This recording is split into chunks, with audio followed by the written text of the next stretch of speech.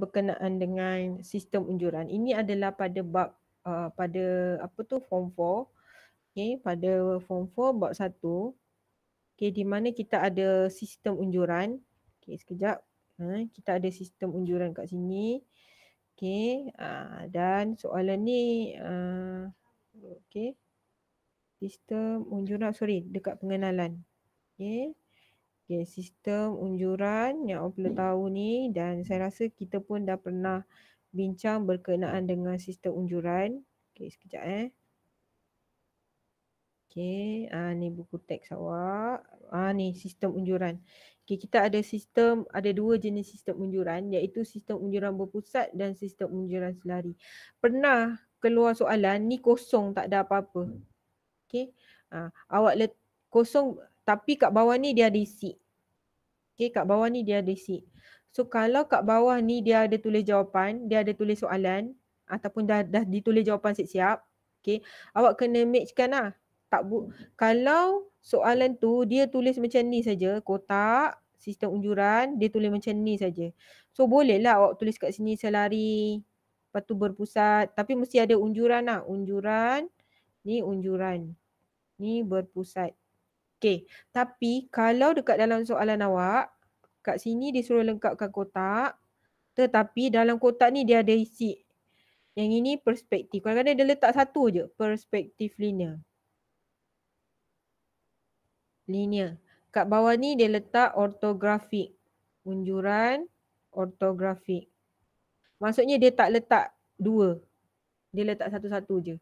So awak kena betul-betul ikutlah, tak boleh terbalik. So kalau kat sini mesti letak unjuran berpusat. Okay, yang ini unjuran selari. Kalau yang bawah ni tak ada, bolehlah letak mana-mana. Okay, itu adalah sistem unjuran. So kat dalam sistem unjuran tu, kat dalam sistem unjuran, kita ada unjuran selari. Okay, tengok Okay, dalam sistem unjuran kita ada unjuran berpusat dan selari. Okay, yang ini pun sama. Okay, kadang-kadang dua-dua ni kosong. Awak terbalik isi, bolehlah terbalik. Dengan syarat bawah dia tak ada, kosong. Kalau bawah dia ada, tak boleh terbalik. Kan? Kadang-kadang kat sini awak letak ortografik, kat sini awak letak oblik. Kalau bawah dia tak ada apa-apa. Okay, perspektif udara pun sama. Kalau unjuran berpusat, awak letak kat sini perspektif udara, kat sini perspektif linear. Boleh kalau bawah dia tak ada apa-apa. Okay? Itulah. So kat sini unjuran selari. X tu apa jawapan dia? Sekejap. Mana tu?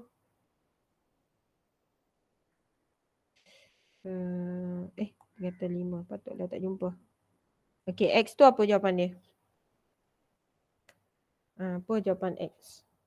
Sekejap saya tak nampak. Awak ada message ke apa ke? Saya tak nampak. Okay. So X tu adalah unjuran apa? Oblik kan?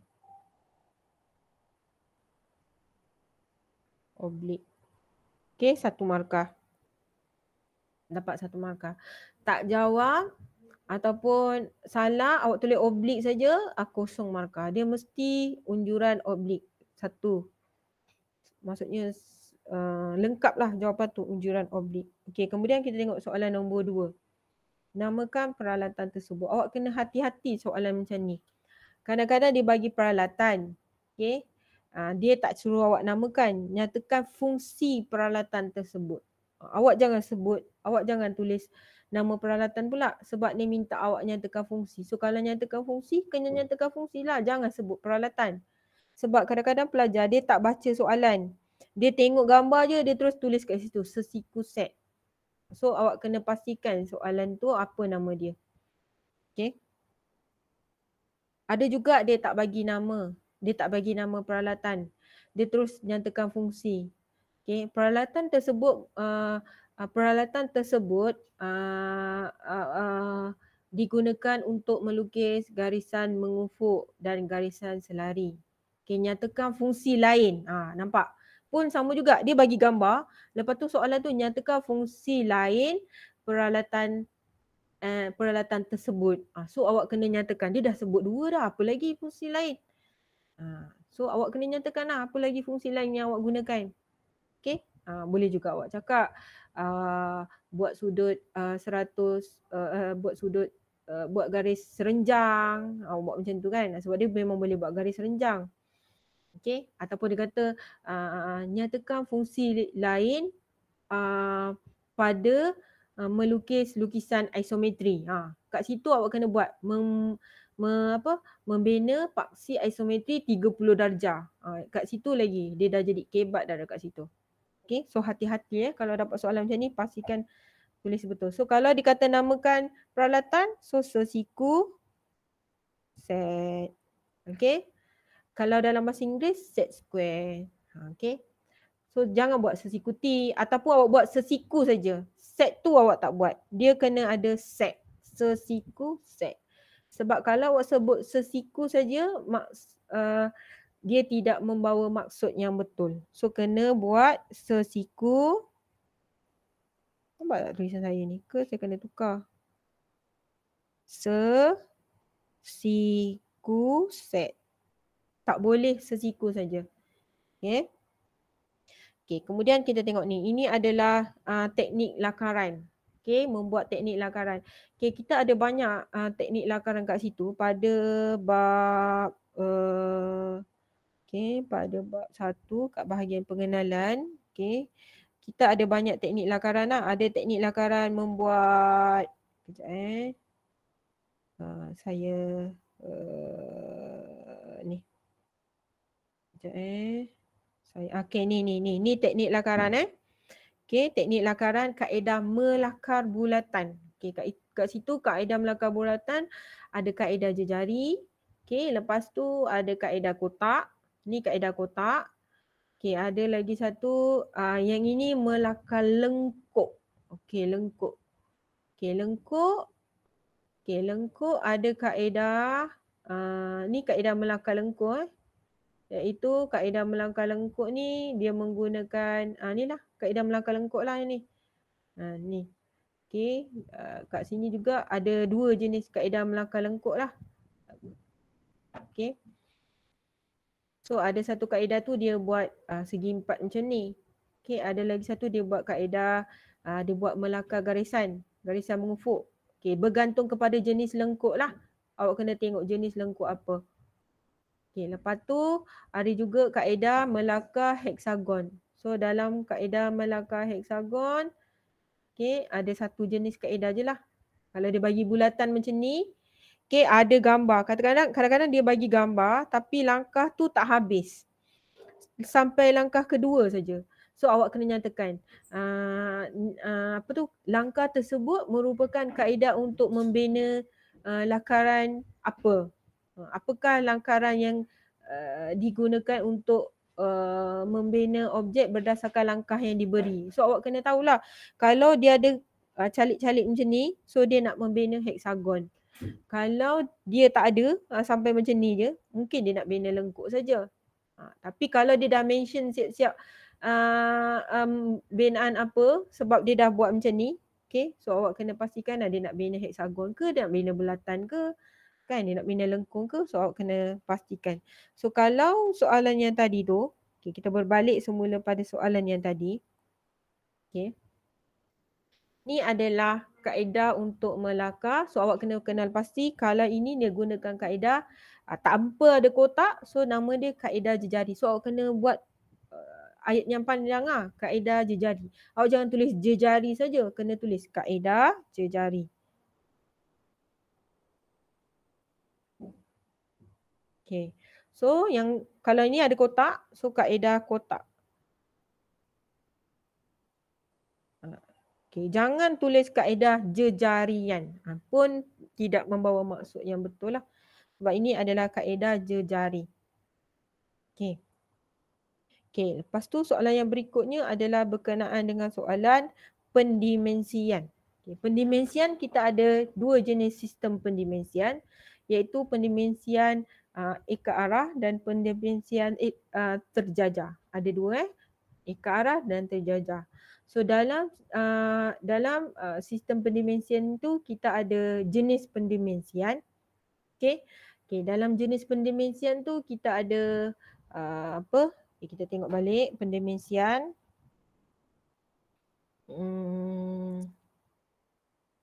Sorry.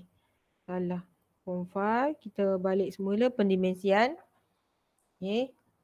Tak apa. Kita ulang kaji je selagi terdaya. Supaya sebenarnya saya melihat awak punya markah gerak gempur secara online tu. Tak, apa ni orang kata? Ada pelajar yang markah dia macam gitu je. Maksudnya 21, 22, 24.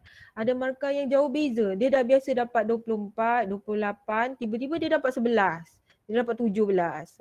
Tak ada jurang kat situ. So kenapa saya buat gerak gempur online tu? Saya nak mengurangkan jurang awak punya markah.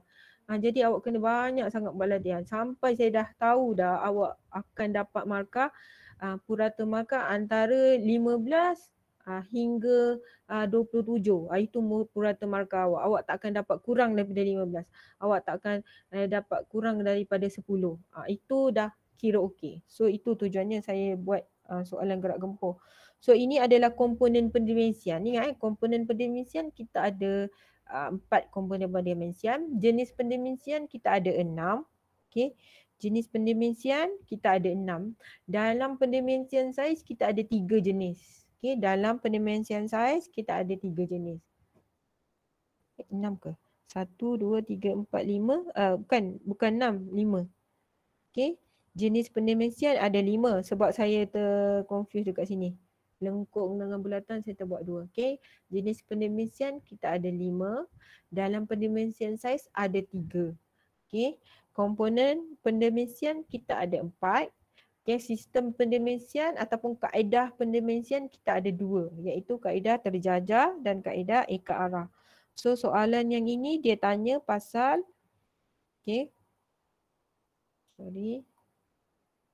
soalan yang ini dia tanya pasal sistem pendimensian, iaitu kalau R, kalau huruf dia tu terbalik, so nama dia terbalik terjajar. So tak boleh sebut terjajar, kena sebut sistem terjajar. Sistem terjajar. Jangan buat salah ejaan pun tak boleh, terjajan pun tak boleh, ataupun terjajar. R tu tak ada. Ataupun awak tulis ja pun tak boleh. Mesti ejaan betul. Masalah awak sekarang ni boleh jawab tapi cuma salah eja. Yang kedua, sistem eka arah. Eka arah. Eka, tu ada 2. Eka arah, jangan salah eja. Kemudian kita tengok pada soalan yang berikutnya adalah soalan nombor 5. Soalan nombor 5 adalah diminta kita susunkan langkah-langkah pembinaan. Wendy ni lambat masuk. Susunkan langkah-langkah pembinaan berikut. Siapa boleh bagi respon? Kalau kita tengok kat sini, dia nak lukis, dia dah mention kat situ nisbah luas. Nisbah ada 2 jenis. Nisbah sisi dan nisbah luas. Sama ada pengecilan, pembesaran. So kalau kita tengok kat sini, dia membesarkan pembesaran. Dia dah cakap dah pembesaran. Dan daripada gambar tersebut kita boleh nampak ada point kat situ kan. Ada point 3 E prime kat situ ada. So kat situ kita kena buat susunkan langkah-langkah tersebut. So kita kena susunkan langkah-langkah tersebut. Kat situ susun langkah pembinaan pembesaran rajah. Dengan menulis 2, 3 dan 4. Maksudnya awak kena cari 3 markah untuk susunkan langkah 2, 3 dan 4. Siapa boleh respon? Yang kotak nombor 1, langkah ke berapa? Siapa boleh respon? Sebab kat situ langkah pertama adalah panjangkan garisan AF. So garisan AF ni kita panjangkan. Dan berjejari AF titik 3. Panjangkan garisan AF. Pilih A sebagai pusat pembesaran. B ni garis renjang. bahagi kepada 4 bahagian. Oh, dia dah masukkan semua kepada langkah pertama. Okey, sekarang kita nak cari langkah kedua. Okey, kita tengok langkah kedua pada kotak ke berapa? Pada kotak pertama, kotak kedua, kotak ketiga. Okey, siapa boleh respon? Langkah kedua. Okey, boleh respon dekat chat box. Mana langkah yang betul? Okey, yang pertama apa? Langkah kedua. Okey, langkah kedua. Okey, pertama kotak pertama. Okey, langkah ketiga kotak yang ke berapa? Okey, maksudnya langkah kedua banner separuh belatan berpusat di A dan berjari AF titik 3 tanda diperolehi bagi 2 AF. So, langkah ketiga. Okey, langkah ketiga kotak yang mana? Langkah ketiga kotak yang ketiga. Okey. Kotak ketiga lah. So akhir sekali kotak yang keempat. So tanda tanda. Kalau betul jawapan awak, setiap satu tu nilai dia 1 markah. Okey, kita tengok soalan yang berikutnya. Okey, rajah 6 menunjukkan sebuah parabola. Okey, sebuah parabola. Nyatakan 2 ciri parabola. Okey, 2 ciri parabola sama juga dengan kalau dia minta kita perbezaan antara parabola dengan elips. Okey. So ciri-ciri tu menunjukkan perbezaan antara dua. So siapa boleh bagi tahu? Okay. Apakah 2 ciri parabola yang ada dekat dalam gambar tersebut? Ada apa dekat ciri parabola tersebut? So awak jangan sebut benda yang tak ada dekat situ. Garisan directrix ke apa semua jangan sebut. Sebut yang awak nampak dekat gambar tu saja. Sebab kalau awak tengok kat dalam buku, okey, kat dalam buku teks ada ciri elips dan parabola. Okey. Kejap dalam buku teks kita tengok ada ciri-ciri elips dengan parabola. Ni. Ini parabola kan? Okey. Dalam gambar ni ada titik fokus, ada directrix kan? Okey. Itu dalam gambar ni. Okey, tapi dalam soalan awak jangan sebut benda yang tak ada sebab dia kata nyatakan 2 ciri parabola. Okey, 2 ciri parabola yang ada dekat dalam gambar tu saja. Jangan sebut yang tak ada dekat dalam gambar tu. Better sebut yang ada dekat dalam gambar tu saja. Apa ciri-ciri dia? Siapa boleh bagi tahu? Yang ada dekat dalam gambar tu. Yang tak ada jangan sebut lah. Titik fokus ke apa janganlah sebut dulu. Sebut yang mana ada dulu. So mercu. Okay, mercu ataupun mempunyai mercu lah. Saya buat simple saja mercu. Okay, lepas tu kat sini dia ada tuliskan. Dia ada lukis kat sini. Garisan phantom macam tu kan. Okay, paksi simetri. Okay, sebut dalam yang ada dekat dalam gambar raja tersebut saja. Okay. Okay, kita tengok soalan yang berikutnya. Tanda jawapan awak nanti awak send dekat dalam Google Form yang saya dah sediakan. Termasuk markah yang awak dapat. Okay, sekarang kita tengok soalan nombor 7.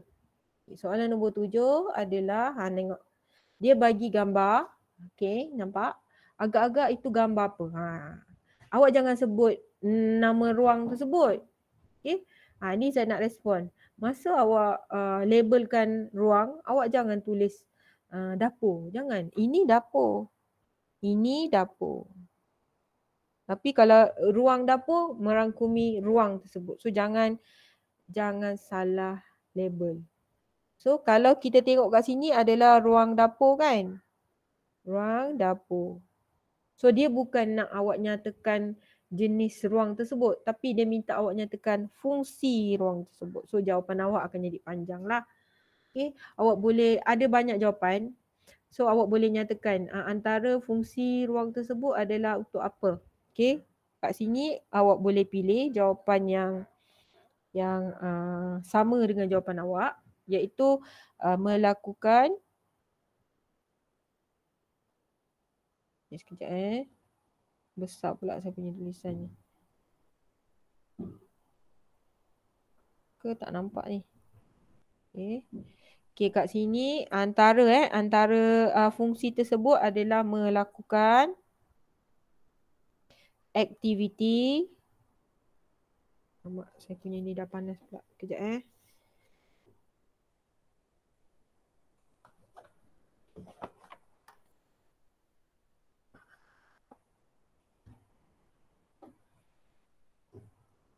Okay, melakukan aktiviti. Okay, aktiviti apa? Penyediaan dan penyimpanan makanan. Okay, penyediaan dan penyimpanan makanan.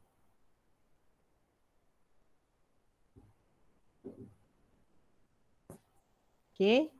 Okay, selain daripada tu, dia juga awak boleh menyimpan barang-barang kat situ.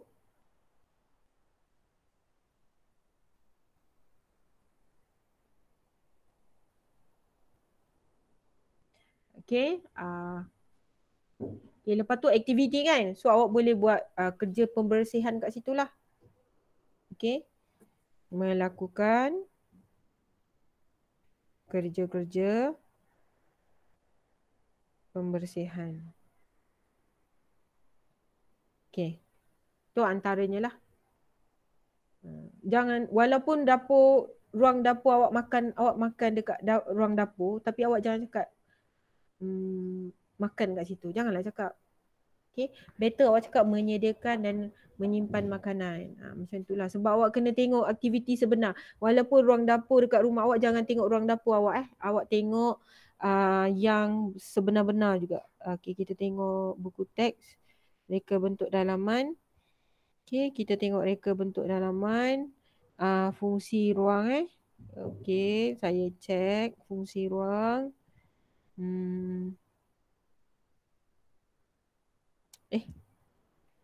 Ruang dapur. Tahu tak? Saya cek.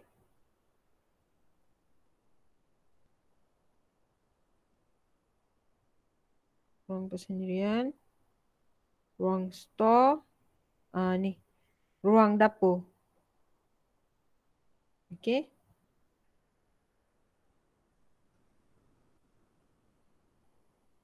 Tengok. Awak juga boleh cakap apa? Kat sini dia kata menyediakan makanan. Okay. Lepas tu membasuh dan untuk memasak pun boleh. Okay. Ni boleh tambah ni ruang untuk membasuh dan memasak. Itu je lah. Okay, dekat situ juga awak boleh buat kerja-kerja pembersihan. So awak boleh ikut awak punya ayat yang sesuai. Okay. Tanda. So dapat salah satu jawapan yang betul, dapat satu markah. Okay, kita tengok soalan yang berikutnya, soalan nombor 8. Kejap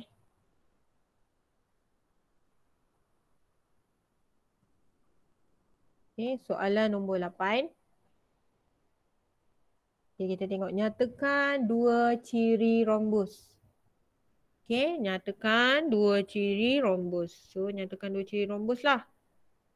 Okay, 2 ciri saja. Tapi rhombus ni ada juga beberapa ciri dia. Kalau kita tengok ciri rhombus yang dekat dalam buku teks. Okay, segi 4. Okay, ciri rhombus. Ni poligon. Ni. Ini lelayang. Okay, ini rhombus. Nampak? Ada 4 ciri rhombus kat situ. Okay, ciri dia adalah sisi sama panjang. Nombor 2 adalah sisi bertentangan adalah selari. Okay, lepas tu yang ketiga persilangan antara dua penjuru adalah serenjang. Awak jangan buat ayat sendirilah. Walaupun awak tahu dalam matematik tu ayat dia macam tu, better awak ikut dalam buku teks lah. Jumlah sudut yang bersebelahan adalah 180. Walaupun awak kata jumlah sudut kesemua adalah 360 kan. Saya tak jamin lah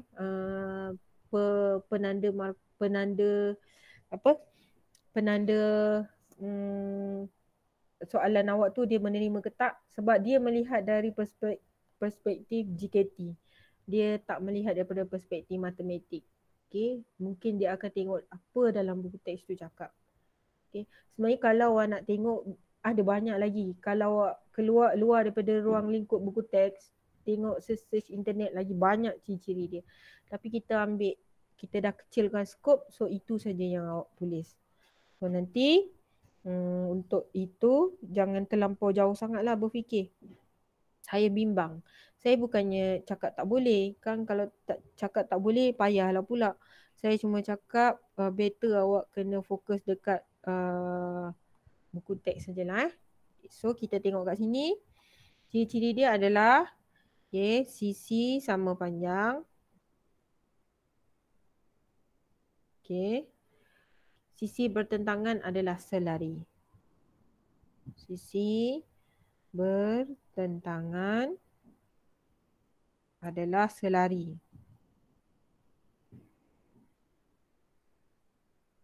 Adalah selari. So selain tu persilangan antara dua pepenjuru adalah serenjang dan ciri yang lain adalah jumlah sudut yang bersebelahan adalah 180. Okay, next. Okay, tanda. Setiap jawapan yang betul nilai dia adalah 1 markah.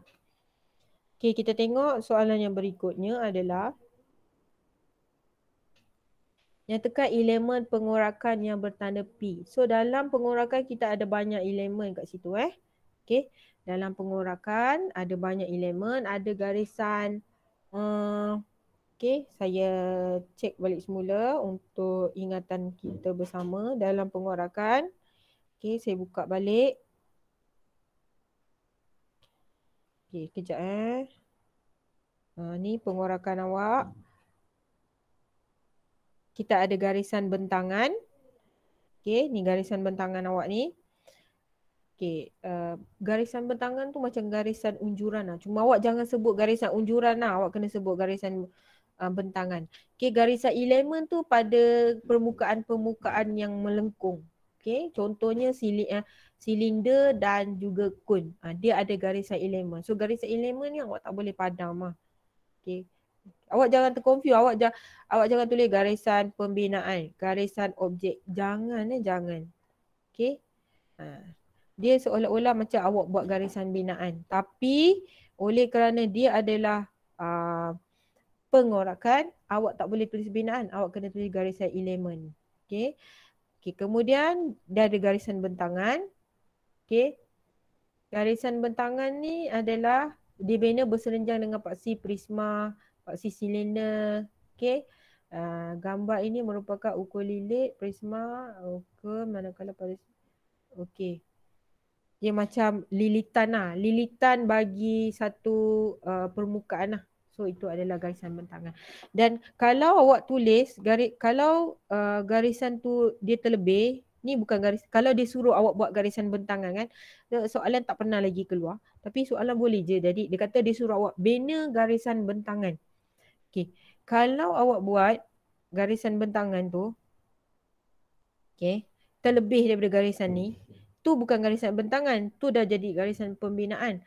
Garisan bentangan tu awak kena ingat, sifat dia adalah dia merupakan ukur lilit awak punya objek. So dia mestilah bermula daripada klaim dan berakhir daripada klaim. Dia klaim dengan klaim. Dia jangan keluar daripada klaim. Okay, jangan keluar daripada klaim. So itu adalah sifat garisan bentangan. Dia seolah-olah ukur lilit. Jangan sebab selama ni mungkin dia suruh awak bina garisan panjang, garisan yang panjang sebenar kan. Tapi kali ni mungkin juga dia suruh awak buat garisan bentangan. Ingat take note, tak pernah dia tanya. Okay, ini rare. Soalan yang jarang ditanya dan tak pernah ditanya. Kalau dia suruh awak buat bentangan, mesti buat antara klaim dengan klaim. Jangan buat lebih daripada klaim. Okay. So ini adalah garisan lipatan. So garisan lipatan dekat menunjukkan garisan lipatan lah, lipatan dia. Dan ingat kalau dia tanya jenis bentangan adalah bentangan sebelah dalam. Awak belajar bentangan sebelah dalam. Awak tak belajar lagi bentangan sebelah luar. Bentangan memang ada luar dan memang ada dalam. Untuk awak form 5, kita cuma belajar bentangan sebelah dalam. Nanti bila awak pergi ke industri, awak kena buat bentangan sebelah dalam dan luar. Okay, dan dekat luar tu lagi lah awak kena lukis lagi apa iklan-iklan apa yang ada dekat kotak sebelah luar. Okay. So ini adalah garisan klaim. Okay, jangan tertukar tau. Klaim dengan lipatan. Okay, lipatan tu dekat sebelah-sebelah dalam. Okay, dia macam garisan objek. Tapi klaim tu dekat sebelah luar. Okay, kemudian ini bahagian dalam silinder. Sebab itu dia warna dia pun ni warna biru, ni warna biru. Bentangan dalam. Kita buat bentangan dalam. Okay, so kita balik semula dekat soalan awak. Kejap set. Okay. Okay, balik semula dekat soalan awak. Okay, nyatakan elemen pengorakan yang berlabel P. Okay, ni tadi saya cakap tadi. Kalau dia minta awak lukis, lukis apa garisan apa bentangan tu kan. Okay, garisan apa? Jangan lebih daripada ni. Ni dia sampai sini. Kalau ini dia dah jadi, kalau dia lebih dia dah jadi bukan garisan ni. Ni apa nama garisan tadi tu? Tunjuk awak tadi tu. Pengorakan. Okay, kita ada garisan ni bentangan ni nampak? Ni. Okay, balik semula dekat awak punya soalan.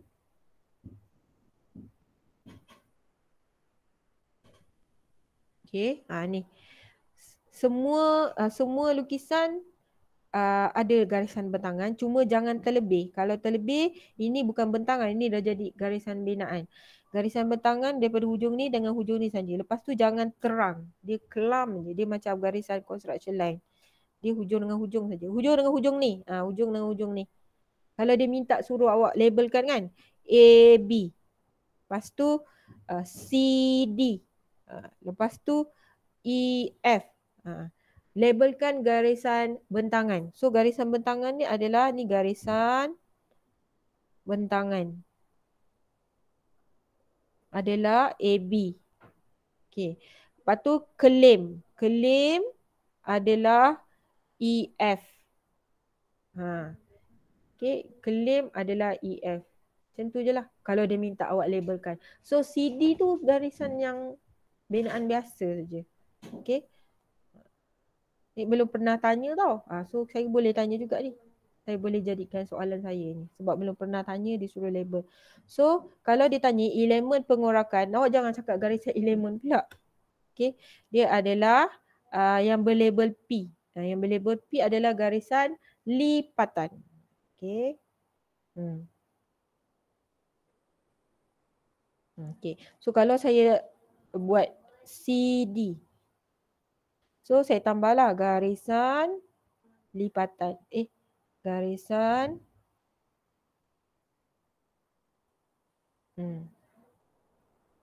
CD. Nampak? Kan? Garisan bentangan AB, garisan klaim EF. Okay, EF. Garisan klaim bukan EF tau. Garisan klaim EA. Nampak? EA. Ni klaim awak dekat sini je. EA.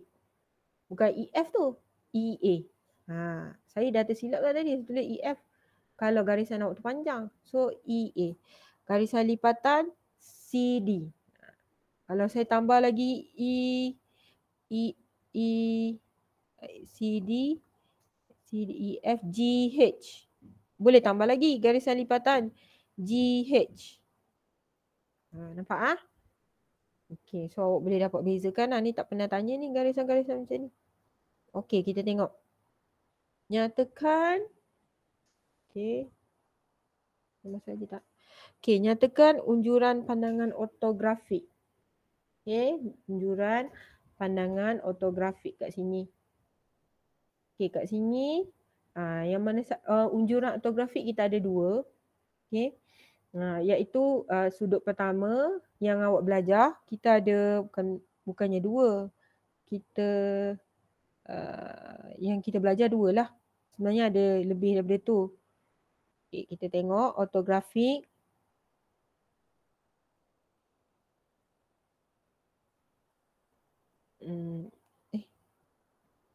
Okay, kita tengok ortografik. Okay, ni kita ada yang kita belajar ada sudut pertama dan sudut ketiga. Yang membezakan sudut pertama dan ketiga adalah pandangan atas dia. Okay, pandangan atas dia. Kalau sudut pertama, pandangan atas dia dekat bawah. Okay, kalau sudut ketiga, pandangan atas dia dekat atas. So awak kena ingat lah yang selama ni awak belajar adalah pandangan atas. Sudut ketiga iaitu pandangan atas dia dekat atas. Tapi kalau awak matematik, kalau tak silap saya dalam matematik form apa form 3 ke? Okay, awak belajar sudut pertama. Okay, iaitu pandangan atas dia dekat bawah. Kalau matematik form 3 ke form 2 tak silap saya. Dia punya sudut pandangan kalau disuruh buat lukisan ortografik, pandangan atas dia dekat bawah. Okay. So yang awak belajar, awak kena ingat lah sudut pertama. Apa? Okay, macam ni.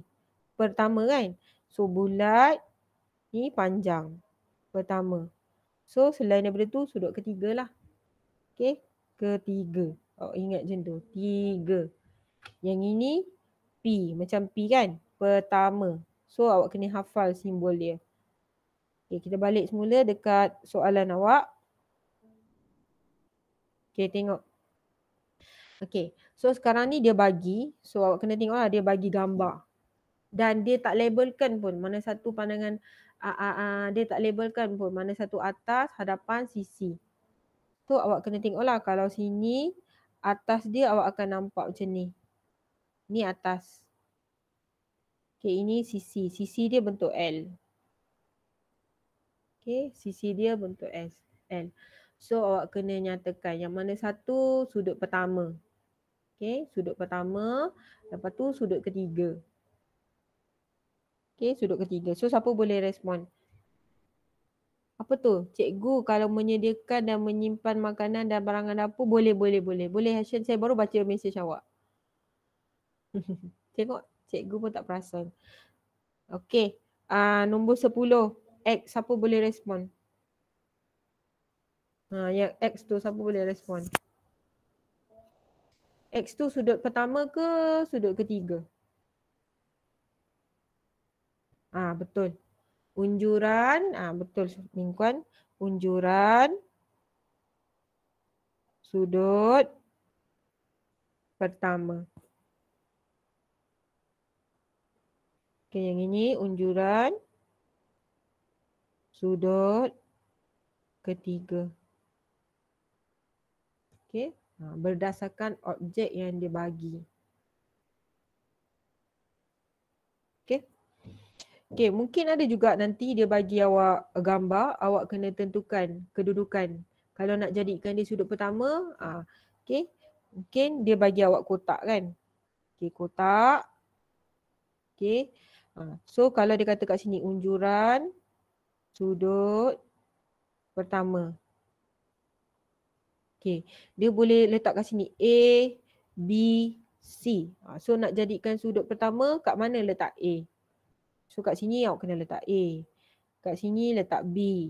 Kat sini letak C. Kalau sudut ketiga. Okay, dia bagi kotak. Sudut ketiga. Unjuran. Okay, kena jawab perkataan yang panjang. Jangan jawab sudut ketiga, sudut pertama dan sudut ketiga. So awak kena nyatakan lah. Okay, A dekat mana? So ni adalah B. Ni adalah B. Lepas tu ni adalah A. Ni adalah C. Dia jadi macam tu. Awak kena label. Soalan macam ni pun belum pernah ditanya. So insyaAllah saya boleh buat. Saya boleh tanya awak. Nak pastikan awak boleh jawab ke tak. Sebenarnya banyak soalan kan. Itu pun soalan-soalan lain pun kita belum habis explore lagi.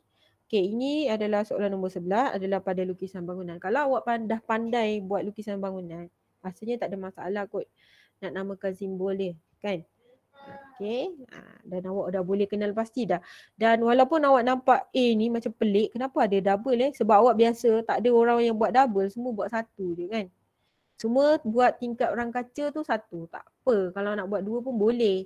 Tapi buat dua tu kalau awak punya tandas tu besar. Okey. Kalau awak nak buat satu pun tak ada masalah. Okey. Ikutlah awak punya tandas. Okay. So A tu apa? A tu apa? Okay. A tu apa? A. Ini baru dia bagi gambar pandangan hadapan. Kalau dia tak pernah tanya lagi tau. Dia bagi gambar pandangan atas. Okay. Dia punya keratan pandangan atas. So nyatakan jenis dia. Kalau macam ni memanglah awak boleh jawab. Tapi dia belum pernah tanya lagi. Kalau dia bagi pandangan atas kan, dia belum pernah tanya lagi. Apakah gambar dia? So dia adalah tingkap ram kaca. Tetap. Kena sebut tetap Sebab tingkap ram kaca dia ada dua kan. Satu tetap, satu boleh laras. Yang boleh laras punya yang biasalah. Yang macam ni. Ni yang boleh laras punya lah. Yang besar. Yang tetap punya yang dekat bilik air. So kena nyatakan lah tetap ke boleh laras. Okay. So B tingkap gelangsa apa? Jangan sebut tingkap gelangsa je. So tingkap gelangsa ada banyak jenis. So, saya buka. Okay. Dia punya simbol. Ni.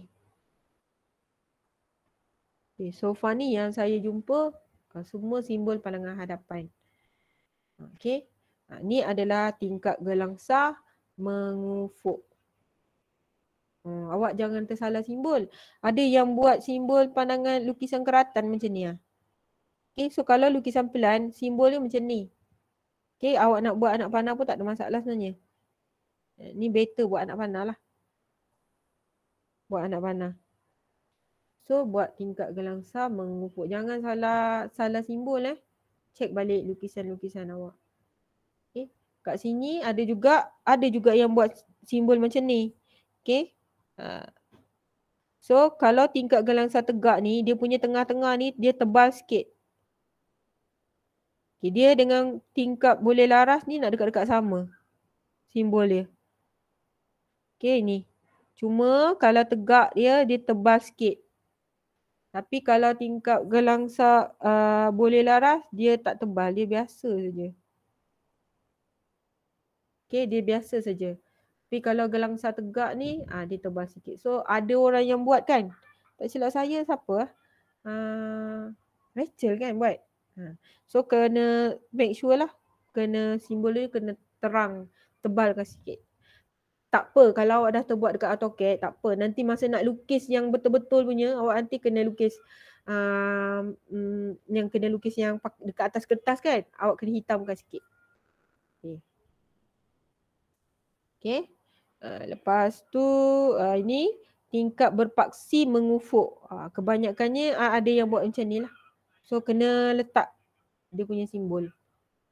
Okay, dia lebih hampir sama kan. Paksi mengufuk dan paksi tegak ni dia hampir sama. Okay, dia punya lukisan dia. So kita balik semula dekat awak punya set modul. Okay, kat sini.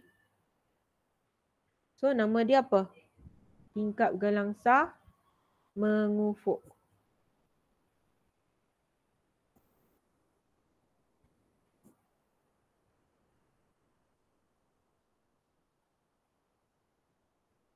Okay. Okay, kemudian yang berikutnya adalah pintu berengsel tanpa jenang tengah. Okay, pintu berengsel tanpa jenang tengah.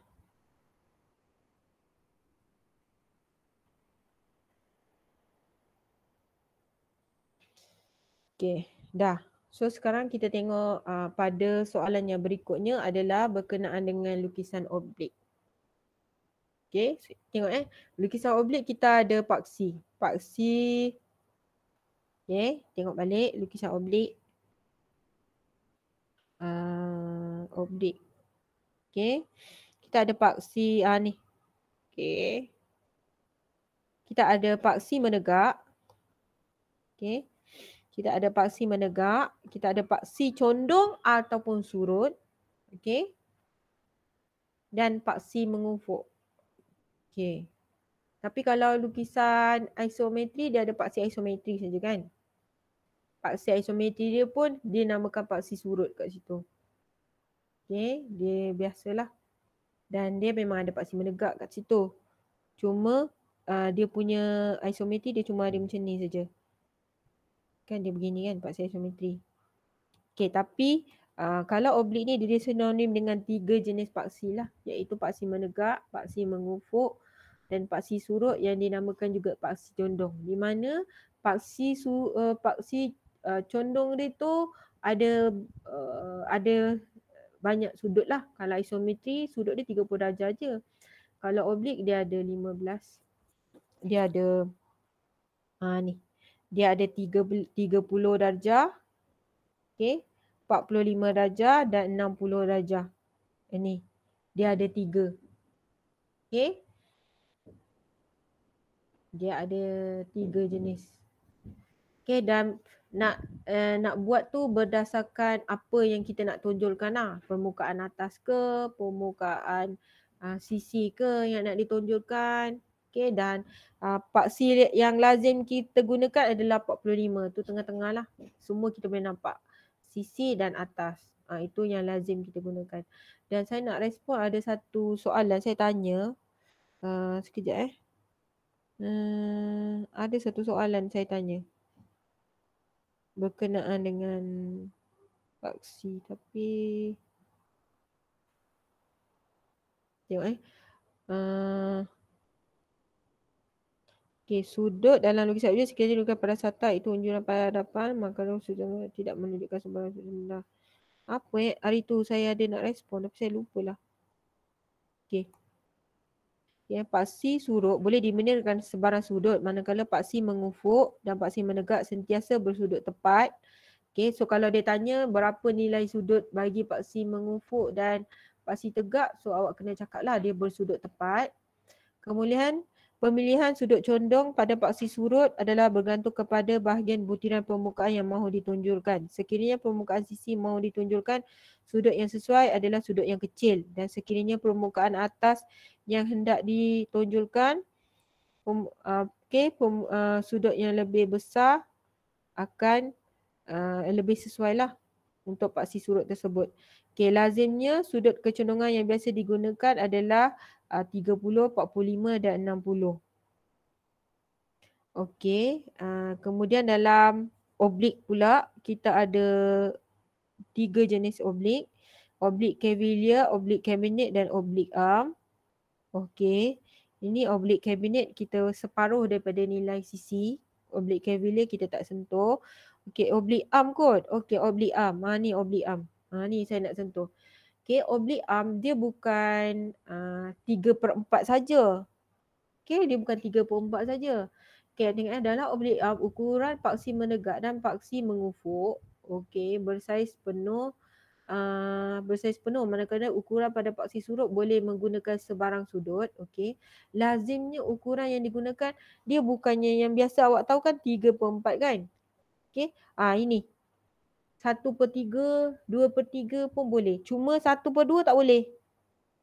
Jangan buat 1/2.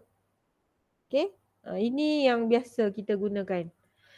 Dan awak kena ingat kalau dia tak bagi dekat dalam pecahan, dia boleh juga bagi dalam persen. So awak kena tengoklah. Okey. Kadang-kadang dia bagi dalam persen. 1/3. Okey. Dia bagi dalam persen. So ini ada berapa? 33%. So kalau 2/3.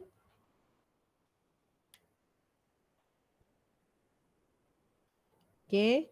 2 bagi 3 darab 100. Ni pun dia boleh letak. Okey, 67%. Jangan terkejut pula. Ini pun soalan rare juga ni. Ni 75%. Okay, ni yang biasa disebut ni. Kadang-kadang dia tak bagi dalam pecahan, dia bagi dalam persen. Okay. So kalau dia tanya, sudut ukuran paksi surut bagi oblik up adalah 75%. Betul atau salah? Macam tu. So awak kena nyatakan lah. Ataupun dia kata nyatakan dalam peratus. Okay. Paksi surut. So paksi surut ukuran sisi. Ukuran sisi untuk paksi surut oblik. Okay. Kalau oblik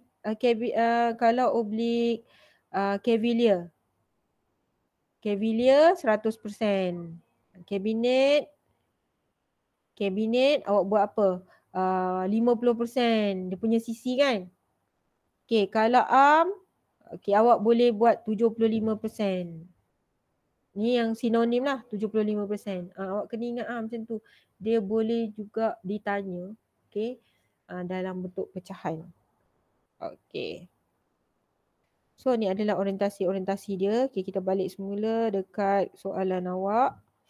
Ada masa lagi 5 minit. Tak sempat saya nak buat refleksi untuk tu. Untuk awak punya soalan kuis tu. Okay, kita tengok nyatakan paksi yang berlabel X. Apa paksi dia? Dia adalah paksi surut. Okay lah, paksi surut.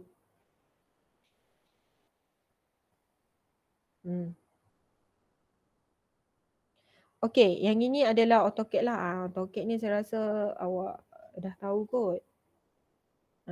Kalau nombor 1 tu, okay, siapa boleh respon? Kotak yang nombor 1 tu. Okay, kotak yang nombor 1 tu untuk apa nama ikon tersebut? Kotak nombor 1 apa nama ikon dia? Siapa nak respon? Ando kan saya dah cakap awak boleh buat punya. Sebab awak dah mahir AutoCAD kan. Okay, kotak nombor 2 apa? Scale. Kita dah belajar scale kan. Okay, kotak nombor 3 tu apa? Lagi dah senang. Kotak nombor 3 apa?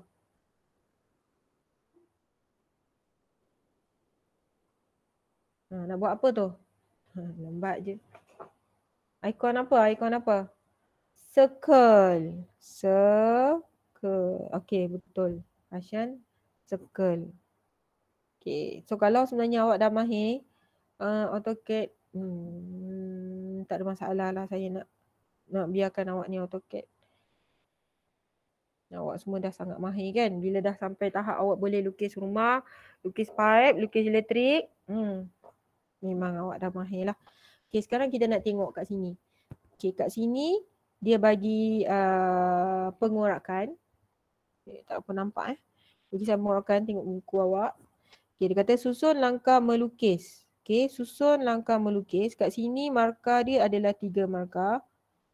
Okay, di mana langkah 1, 2, 6 dan 7 diberikan. So awak kena tentukan lah. Okay, so kat sini dia kata langkah pertama. Okay, langkah pertama kat sini bahagi bulatan kepada 12 bahagian. Maksudnya yang inilah ni. Ni langkah pertama, dia bahagikan. Okay. Kemudian yang kedua, unjur garisan dari pandangan atas ke pandangan hadapan dan bina garisan elemen. Ni. Okay. Okay, ni bina garisan elemen lah. Okay, bina garisan elemen. Okay, lepas tu kita nak cari yang ketiga. Okay, yang ketiga kita kena cari. Kemudian yang keenam, dia dah bagi tahu kat situ unjur dari pandangan hadapan dan bina lengkuk pengorakan. Ini ke-6 dan ke-7 adalah ini. Okay, siapa boleh respon? Yang ketiga kotak ke berapa? Kotak pertama ke? Kotak kedua? Ni kotak pertama. Ni kotak kedua. Ini kotak ketiga. Okay, yang ketiga kotak ke berapa? Siapa boleh respon? Ketiga kotak ke berapa?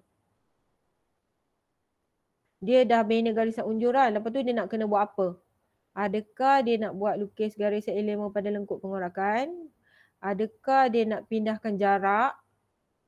Okay, adakah dia nak lukis lengkuk pengorakan dari pandangan hadapan? Boleh? Tak boleh. So, yang ketiga adalah ni. Okay, kemudian kotak kedua adalah pindahkan jarak. Okey, lukis garisan elemen pada lengkuk pengorakan. Ni adalah yang kelima lah. Okey. Okay. Okey, kita ada lagi masa 1 minit.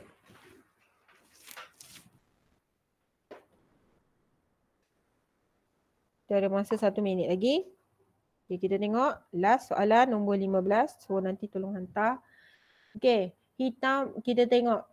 Kat sini dia tak bagi. Satu pun dia tak bagi. So awak kena buatkan. Dia punya langkah kerja dia. Hitamkan. Okay, kita tengok. Apa soalan, apa langkah pertama? Langkah pertama dekat kotak yang keberapa? Langkah pertama kat kotak yang keberapa? Ya betul. 3, 1, 2. Cepat je kan? Kalau kita kena tentukan langkah dia, cepat saja ni. Nampak? Lakarkan aliran berdasarkan lukisan isometri. Lepas tu lukis simbol liku, siku. Okey, lepas tu hitamkan. Sebab bila awak dah buat lukisan, awak dah boleh buat. Okey. So untuk esok kita akan buat lukisan. Awak kena ready lah. Okay, esok kita nak buat soalan nombor 2. Kita tak buat soalan elektrik dulu kita buat soalan nombor 2. Okay, lepas tu kita nak buat soalan nombor 3. Kalau sempat kita buat soalan perspektif lah. Kalau sempat. Okay, kita akan tengok. Tapi soalan tangent tu saya nak buat dululah. Lepas tu kita akan bincang, dah buat, kita akan bincang pemakahan dia. Okey, so itu saja untuk hari ni. Saya tak dapat nak buat refleksi hasil daripada gerak gempuh awak. InsyaAllah kalau ada masa esok kita buat refleksi apa yang awak dah jawab. Kita dah jawab berapa gerak gempuh? Kalau tak silap saya, kita dah jawab gerak gempuh dah sampai ke 5 kan? Okey, nanti hari ni punya tolong hantar. Okay, sekejap kalau tak silap saya, gerak gempuh yang kita dah jawab adalah dah sampai gerak gempuh quiz online. Ni gerak gempuh. Okay, sekejap. Saya tutup kat sini. Saya share. Okay, saya share yang ni kot. Ni saya share ni. Okay, awak boleh tengok Ini gerak gempuh yang dah dijawab. Okay. Walaupun dah dijawab, ramai ni yang tak jawab ni. Kalau tengok gerak gempuh 5, boleh nampak gerak gempuh 5. Okay, ini saja yang jawab. Hasyan, Smander, Jeremy, Ji, ni yang dah jawab.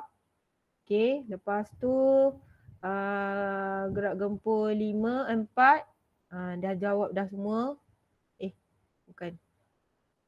Bukan ni saya nak buka ni. Gerak gempuh 4. Ni pun dah jawab. Okay, ni semua yang dah jawab dah. Tahniah Okay, saya pun jawab juga. Saya jawab juga berdasarkan saya buat macam saya tak tahu apa-apa lah. Okay, boleh nampak lah kat situ. Okay, lepas tu jangan lupa hari ni punya jawab letak dekat sini, letak nama. Semua letak markah. Ambil gambar lah, letak markah. Markah berapa awak dapat, awak kena send kat saya. So saya akan record. So kita jumpa pada hari esok. Terima kasih semua. Esok kita jumpa insyaAllah. Dan jangan lupa hantar pipe kalau ada masalah bagi tahu. So itu saja untuk hari ini So terima kasih semua. Esok jumpa lagi insyaAllah. Terima kasih Cikgu. Okay. Terima kasih Cikgu.